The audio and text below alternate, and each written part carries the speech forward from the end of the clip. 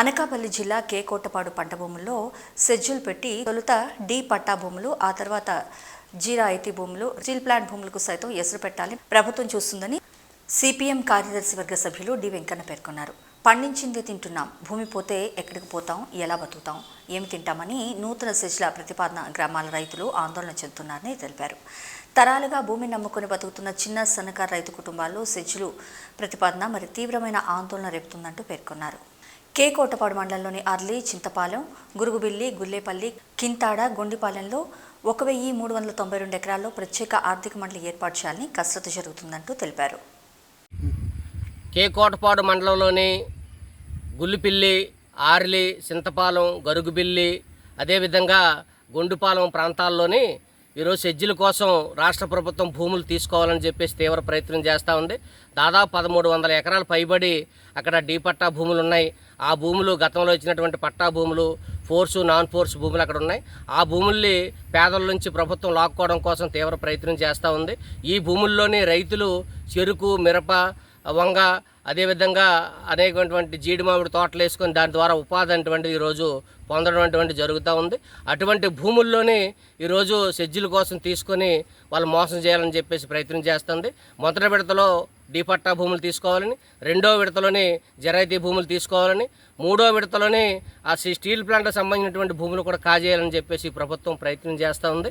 ఇప్పటికే అనకాపల్లి జిల్లాలోని అచ్యుతాపురం ప్రాంతంలోని 10,500 ఎకరాల భూమి తీసుకుంది ప్రభుత్వం. ఆ 10,500 ఎకరాల్లోని పూర్తిగా కంపెనీలు అటువంటి ఈరోజు కూడా కట్టలేదు. అవి కట్టి ఉపాధి కల్పించవచ్చు, అది చేయలేదు. అదేవిధంగా పరవాడ ప్రాంతంలోనే 2,500 ఎకరాల భూమి తీసుకుంది. అక్కడ కూడా పూర్తి కంపెనీలు కట్టలేదు. కట్టిన కంపెనీలు కూడా రసాయనిక కంపెనీలు, ఫార్మా కంపెనీలు, ప్రమాదమైన కంపెనీలు, ఈ ఎక్కడెక్కడో దేశంలో నిషేధించిన కంపెనీలు ఇక్కడ తీసుకొని వచ్చి అక్కడ వాళ్ళందరికీ కూడా వాళ్ళ నెత్తిని పిడిగినేసేటువంటి ప్రమాదం చేసింది. ఇప్పటికే పరవాడ ప్రాంతంలో తాడి గ్రామాన్ని, అదేవిధంగా అచ్యుతాపురంలోని లాలంకోడూరు గ్రామాన్ని మేము ఖాళీ చేయించండి, మేము తీవ్రమైనటువంటి ఇబ్బందులు పడుతూ ఉన్నాం కాబట్టి మీ వాసన భరించలేకపోతున్నామని చెప్పుకునేటువంటి పరిస్థితి. అక్కడ ఉపాధి కల్పిస్తాం, ఉద్యోగాలు ఇస్తామని చెప్పి స్థానికులకు ఉద్యోగాలు ఇవ్వకుండా స్థానికులకి చిన్న చిన్న కళాశీ పనులు, అదేవిధంగా బాత్రూములు కడిగేటువంటి చెత్త పనులన్నీ కూడా ఇచ్చి ఎక్కడెక్కడి నుంచో వాళ్ళు బయట నుంచి టెక్నీషియన్ని తీసుకుని అక్కడ పని చేయించుకునేటువంటి పరిస్థితి అక్కడ ఉంది. అందుకని ఈ రోజు వరకు స్థానికులకు ఉపాధి కల్పించలేదు. స్థానికులకు ఉపాధి కల్పించాలని మేము డిమాండ్ చేస్తాము.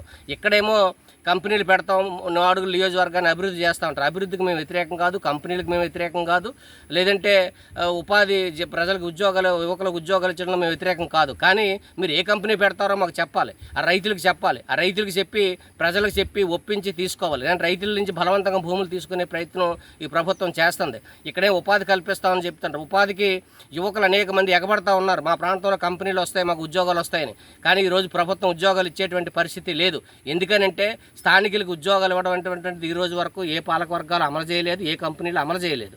అందుకని స్థానికులు, యువతలు దీన్ని అర్థం చేసుకుని దాన్ని ఉపయోగించుకోవాలని చెప్పేసి మేము కోరుతా ఉన్నాం. అందుకని స్థానికులకు ఉద్యోగాలు ఇస్తామన్న మాట తప్పుడు మాట, ఇది బ్రోకర్ మాటలు ఇవి. అందుకని ఇక్కడ ఉన్నటువంటి యువత యువకులు మోసం చేయడానికి ప్రభుత్వం ప్రయత్నం చేస్తూ ఉంది.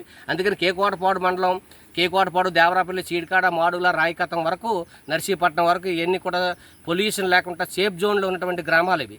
ఇటువంటి గ్రామాల్లోని అనేక రిజర్వేర్లు ఉన్నాయి ఈ నియోజకవర్గంలోని. ఇక్కడ అనేక పంటలు పండుతున్నాయి. ఆ పండిన పంటలని రైతులు అమ్ముకోవడానికి, మద్దతు ధర కల్పించడానికి, వ్యవసాయానికి అనుసంధానంగా ఎటువంటి అభివృద్ధి చేయాలనేటువంటిది ఆలోచించుకుంటా ఇక్కడ కంపెనీలు పెట్టి మీరేదో ఉద్ధరిస్తామనేటువంటి పనులు చెప్పడం సరైనది కాదు, మోసం చేయడం సరైనది కాదని చెప్పేసి మేము సిపిఎం పార్టీగా భావిస్తున్నాం. అందుకని ఇప్పుడు గోవాడ షుగర్ ఫ్యాక్టరీ కొనవూపురులో ఉంది, అక్కడ తుంపాల షుగర్ ఫ్యాక్టరీ మూసారు, తాండవ, ఏడుకొప్ప షుగర్ ఫ్యాక్టరీలు మూసారు.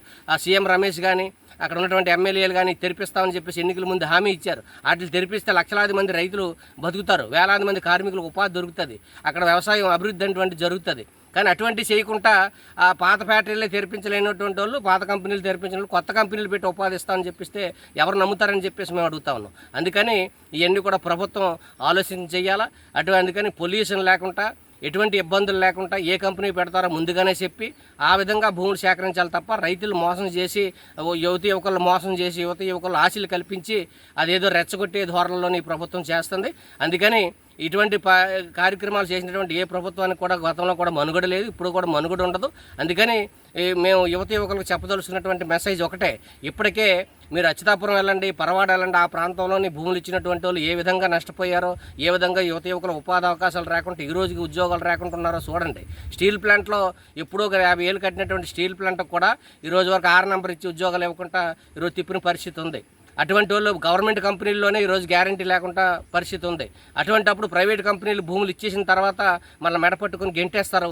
ఆ విధంగా భూమి పోద్ది, ఊర్లు పోతాయి, అందుకని ఇళ్ళు పోతాయి, ఉపాధి పోతుంది, మనం బతుకు పోతుంది. అందుకని యువకులు దీన్ని ఆలోచించండి, ఆలోచించి భూమి సేకరణకి సహకరించండి తప్ప ఎట్టి పరిస్థితుల్లోని భూసేకరణ అటువంటిది ప్రభుత్వం ఆపాలి. అందుకని దీన్ని భూసేకరణ ఆపి యువకులకి ఏ విధమైన ఉపాధి అవకాశాలు కల్పించాలి, స్కిల్ డెవలప్మెంట్ ఎలా డెవలప్ చేయాలి, అటువంటివి చూడాలని చెప్పేసి మేము సిపిఎం పార్టీకి ఈ ప్రభుత్వాన్ని డిమాండ్ చేస్తాము.